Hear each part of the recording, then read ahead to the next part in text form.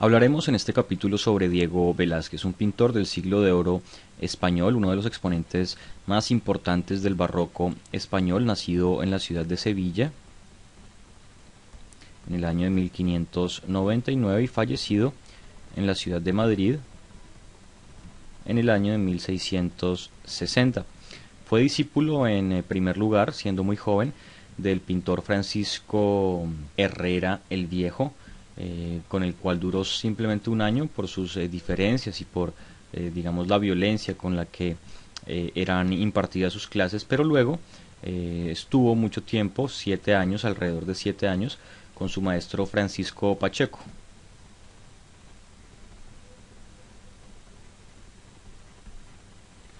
Un pintor de muy buenas maneras y de muy buenas costumbres, e incluso es con su hija con quien Diego Velázquez contrae matrimonio siendo muy joven, a la edad de los 19 años, y teniendo posteriormente 2 hijas. Es justamente por esta época en la que pinta La vieja friendo huevos,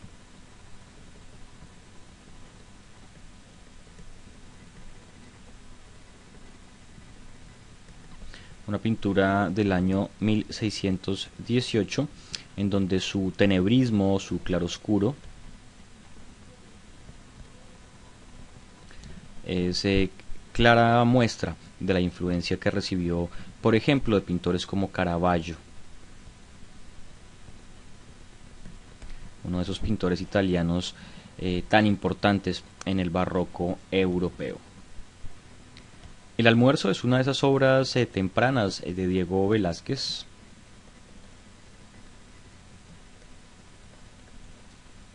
Una pintura de 1620, en donde sin duda la influencia de Caravaggio, tanto en la composición del bodegón, por ejemplo, como del contraste entre los tonos claros y los tonos oscuros, y por supuesto la distribución de los personajes en torno a la tela, es una muy clara muestra de esa influencia que tuvo de pintores como Caravaggio y sin duda de sus maestros que lo iniciaron en estas técnicas de la representación tenebrista del barroco europeo. Una de sus pinturas más importantes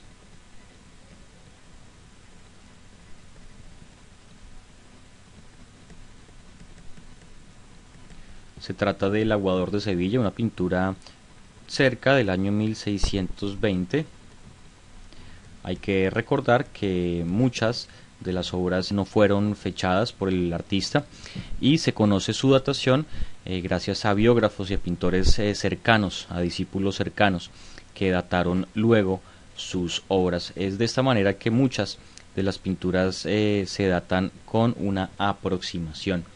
Por esta época, por 1620 o 23 aproximadamente, se traslada de Sevilla a Madrid en un primer viaje sin éxito, queriéndose presentar a la corte del rey Felipe IV, pero luego, gracias a su maestro Pacheco y a algún trabajador de la corte del rey, vuelve un año después presentando justamente El Aguador de Sevilla como una de sus obras que lo representaban como un pintor apto para ser pintor de la corte. Sin duda, Diego Velázquez fue aceptado inmediatamente por el rey Felipe IV para ser el pintor de la corte de ese entonces, el pintor de su familia y por supuesto de la reina y del rey. El triunfo de Baco o Los borrachos.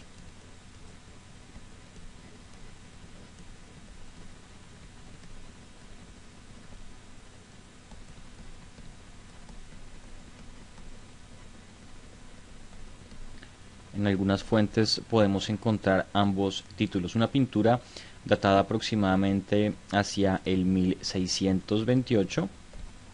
en donde, con un tema mitológico por supuesto, Velázquez nos trae una escena ricamente compuesta, en donde hay algunos personajes que incluso miran al frente, miran al espectador que está observando la pintura, y es uno de esos cuadros que realiza en el viaje a Italia, un viaje que realizó por recomendación de Pedro Pablo Rubens, un pintor flamenco que visitando Madrid le recomienda a Velázquez viajar por Italia y aprender un poco de los maestros italianos, y es justamente Velázquez de este viaje que saca algunos de estos temas mitológicos, y sin duda refuerza un poco la idea de cambiar la iluminación de las escenas. Aquí sin duda podemos ver un vuelco muy interesante en la iluminación tanto de los fondos como de los mismos personajes, dejando siempre, por supuesto, algunos personajes en la penumbra y otros en un protagonismo total, como el propio Baco aquí señalado. La fragua de Vulcano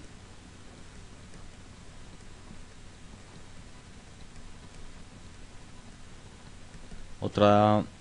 tela con un tema mitológico, una pintura datada cerca del 1630, en donde nos muestra con una impecable técnica. Hay que notar los objetos, detalles que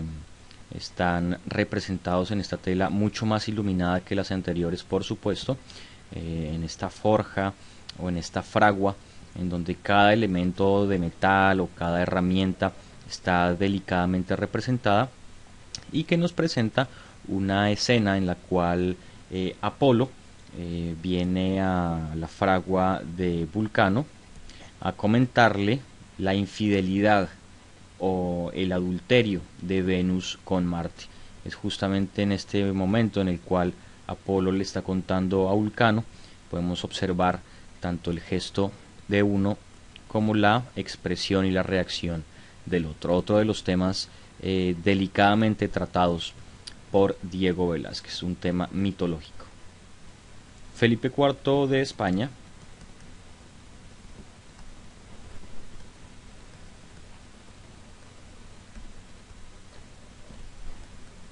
en café y plata. Una pintura cerca del 1632, en donde Velázquez nos trae una pintura de su patrón, del rey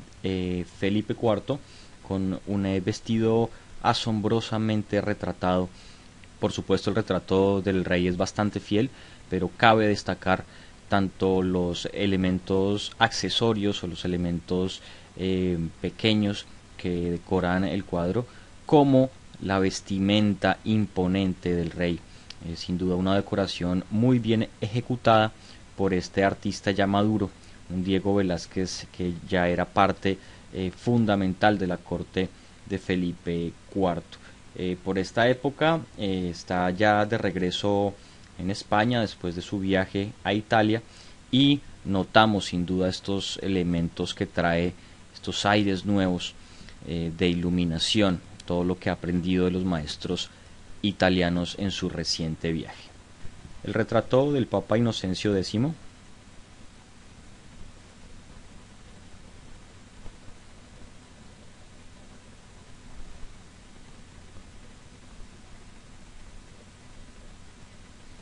es una pintura realizada cerca del 1650, una pintura realizada en su segundo viaje a Italia. Diego Velázquez emprende un segundo viaje ya con encargos oficiales. Tendríamos entonces que recordar que hacia el 52 Diego Velázquez es nombrado como el aposentador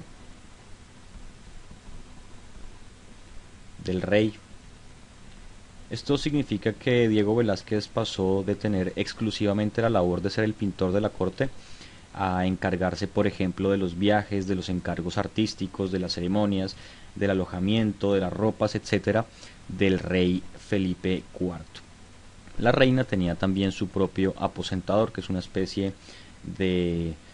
sirviente o una especie de asistente personal del rey. Este cuadro del Papa Inocencio X, incluso al mismo Papa le causa una reacción en la cual dice: es demasiado veraz, es muy real. Y bueno, el cuadro finalmente es firmado por Velázquez en el papel que sostiene el Papa, pero podemos observar que es el Papa retratado con cierta barba un poco descuidada y un gesto no muy amigable. La familia de Felipe IV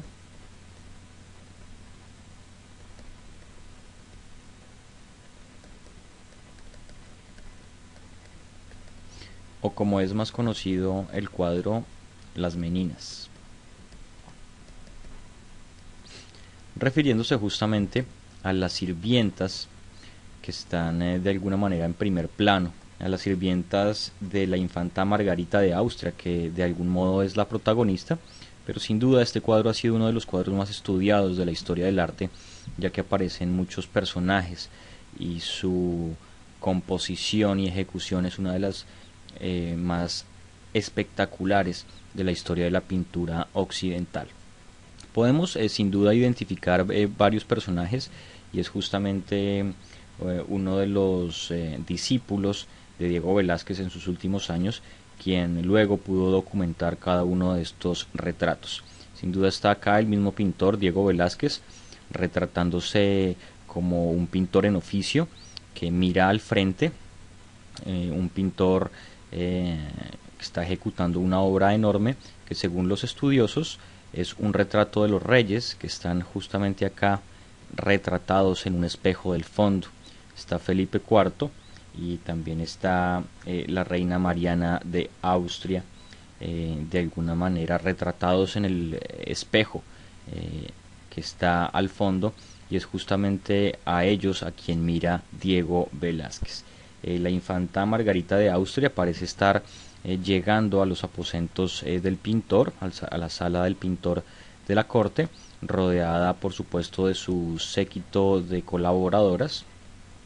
en las que los biógrafos han tenido certeza de la identidad de cada una de ellas, excepto por este personaje que al parecer simplemente era un sirviente más de la corte. Al fondo, en unas escaleras abriendo una puerta, está el aposentador de la reina, su sirviente más próximo, y estando en primer plano un perro que está siendo pateado acá por este chico. Como decimos, cada uno de estos personajes tiene un nombre y una historia real.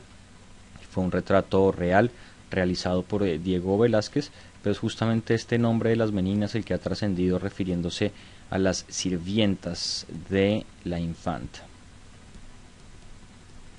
Una de las pinturas más notables de Diego Velázquez, en las cuales se ha llegado a un buen consenso, concluyendo que fue pintada en el año de 1656.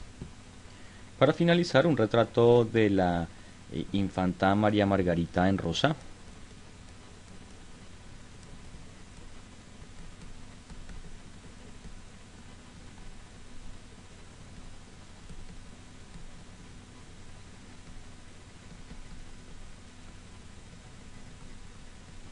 Una pintura del año 1659,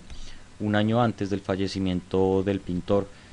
Cabe destacar que por su labor de aposentador del rey, Diego Velázquez hacia los últimos años de su vida no tuvo mucho tiempo de realizar pinturas, pero nos deja estas muestras magistrales de su ejecución, ya no tan tenebrista, sino mucho más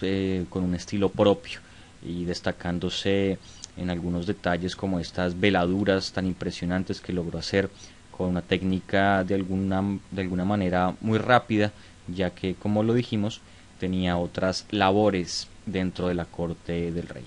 Espero hayan disfrutado de este recorrido por la obra del pintor español Diego Velázquez.